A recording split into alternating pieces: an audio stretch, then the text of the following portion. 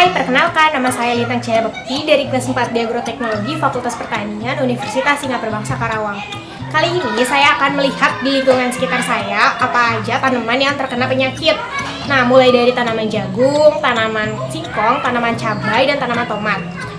Penyakit sendiri itu bisa dari virus, bakteri, nematoda, ataupun jamur. Dari keempat tanaman yang saya amati, 3 diantaranya yaitu tanaman cabai, tanaman tomat, tanaman singkong terkena penyakit. Penyakit ini tuh disebabkan oleh mosaic virus. Berikut adalah videonya. Daun yang terinfeksi mengalami perubahan bentuk, seperti bercak kekuningan pada daunnya. Virus ini dapat bertahan di sisa tanaman atau akar di tanah kering selama periode lebih dari 2 tahun. Klorosis ini juga menghambat pertumbuhan pada tomat yang menyebabkan pertumbuhan tomat menjadi kerdil. Tanaman singkong yang terinfeksi virus sulit dikendalikan karena sumber inokulum dan vektornya banyak. Gejala pada tanaman singkong terlihat jelas klorosis pada tulang daun yang menjalar, mengeriting, daun-daun pucuknya berukuran kecil, munculnya nekrosis pada daun-daun yang menyebabkan terjadinya gugur daun.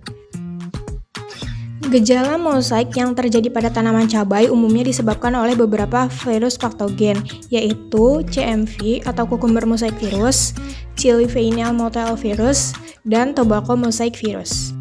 Gejala mosaik hijau tua dan muda pada daun, serta sekitar tulang daun berwarna lebih hijau daripada lamina daun. Lamina daun seperti berwarna sangat kekuningan atau hijau lebih muda. Dari tanaman jagung yang saya amati, kemungkinan tanaman jagung tersebut terkena penyakit bulai, hawar daun, bercak daun, dan busuk batang. Fusarium merupakan salah satu patogen penyebab penyakit penting pada tanaman jagung yang dapat ditularkan melalui benih dan tanah. Patogen ini menyebabkan pembusukan pada batang, tongkol, dan biji jagung.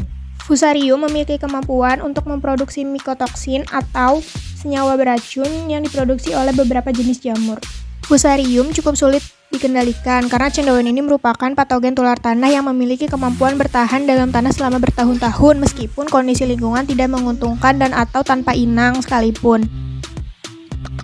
Selanjutnya ada penyakit bulai yang disebabkan oleh jamur Pemaidis. Gejala khas penyakit bulai pada tanaman jagung berupa klorotik memanjang sejajar tulang daun, pertumbuhan tanaman yang terserang terhambat, dan pada pagi hari dapat terlihat lapisan tepung putih di bawah permukaan daun.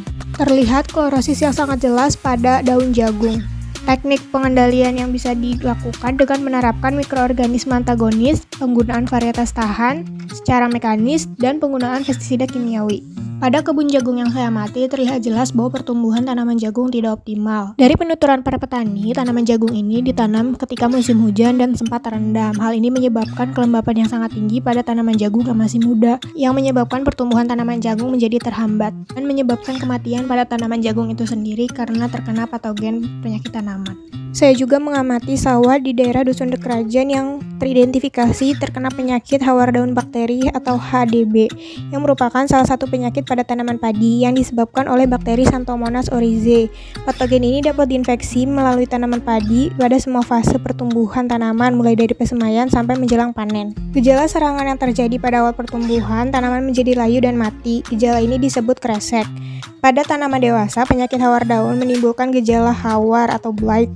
Baik gejala kresek ataupun hawar, gejala dimulai dari tepi daun berwarna keabu-abuan dan lama-lama daun menjadi kering. Dari video di atas terlihat jelas bahwa tanaman padi ini terkena hawar daun atau penyakit kresek karena daun-daunnya menjadi kering kecoklatan. Pada praktikum kali ini, kita tidak hanya mengidentifikasi tanaman tersebut terkena penyakit apa, tetapi kita juga membandingkan dengan aplikasi menggunakan Plantix ataupun Google Lens untuk mengetahui apakah benar penyakit pada tanaman tersebut. Ikut perbandingannya antara yang saya amati dengan Plantix. Ternyata sama terkena virus mosaik, sama halnya pada tanaman singkong, tomat, dan cabai. Mereka teridentifikasi terkena virus mosaik karena klorosis pada tulang daun. Selanjutnya pada tanaman jagung yang teridentifikasi terkena penyakit bulai dan fusarium, tetapi pada Plantix tidak. Pada tanaman padi yang saya identifikasi terkena penyakit hawar daun atau kresek yang disebabkan oleh warang, ditandai dengan daun yang menjadi kering. Sekian pemaparan dari saya dan terima kasih.